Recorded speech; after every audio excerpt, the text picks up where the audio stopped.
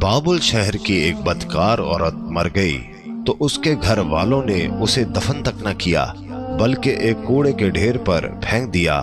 حضرت موسیٰ علیہ السلام جب کوہ طور پر اللہ تعالیٰ سے باتیں کرنے کے لیے گئے تو اللہ تعالیٰ نے فرمایا کہ اے موسیٰ، باقی باتیں بعد میں ہوں گی، پہلے جاؤ، میری ایک کنیز کی لاش کوڑے پر پڑی ہے، اسے غسل دلاؤ اور عزت کے ساتھ دفناؤ۔ حضرت موسیٰ علیہ السلام کوہ طور سے واپس آئے اور بابل شہر میں داخل ہوئے۔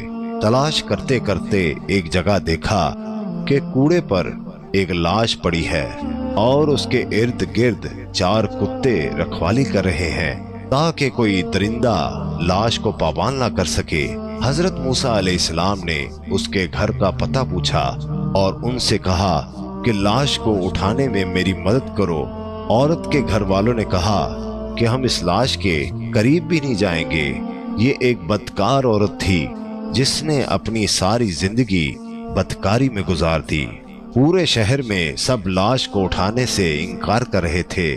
حضرت موسیٰ علیہ السلام اپنے بھائی حضرت ہارون علیہ السلام کے پاس گئے اور کہا کہ لاش اٹھانے میں میری مدد کرو۔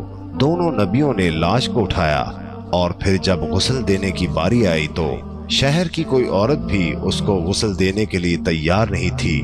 یہ دیکھتے ہوئے حضرت موسیٰ علیہ السلام نے اپنی زوجہ اور بہن کو حکم دیا کہ اس عورت کو غسل دو۔ غسل کے بعد اپنے بھائی حضرت ہارون علیہ السلام کی مدد سے اس عورت کو دفن کیا۔ دفنانے کے بعد جیسے ہی آپ واپس آ رہے تھے تو شہر والے لوگ آپ کے سامنے آ گئے۔ وہ سب مل کر آپ سے کہنے لگے، اے موسیٰ، یا تو ہمیں اس بات کی وضاحت دو کہ ایک بدکار عورت کو اتنی عزت کیوں دی، یا پھر وہ کلمہ جو آپ علیہ السلام نے ہمیں پڑھایا ہے، ہم آپ کو واپس کرنے آئے ہیں۔ حضرت موسیٰ علیہ السلام نے لوگوں سے فرمایا، اے شہر کے لوگوں، مجھے جو حکم اللہ نے دیا تو میں نے اس حکم کی تعمیل کر دی۔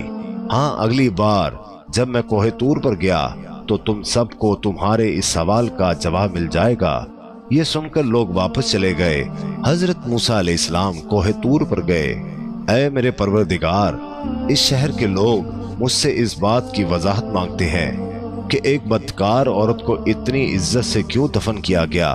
اللہ تعالیٰ نے فرمایا، اے موسیٰ، یہ عورت واقعی بدکار تھی اور اس کی ساری زندگی بدکاری میں گزر گئی، مگر ایک دفعہ یہ ایک ایسی جگہ سے گزر رہی تھی جہاں پر ایک کتا پیاس کی شدت سے مر رہا تھا۔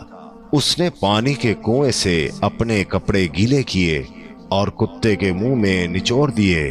پیاسے کتے کے منہ میں جب پانی آیا اور اس کے تڑپتے ہوئے جسم میں جان آ گئی، مجھے عورت کی رحم دلی پسند آئی اور میں نے موت کے فرشتے کو حکم دیا کہ اس کی روح قبض کر ڈالو تاکہ آئندہ بدکاری نہ کرے۔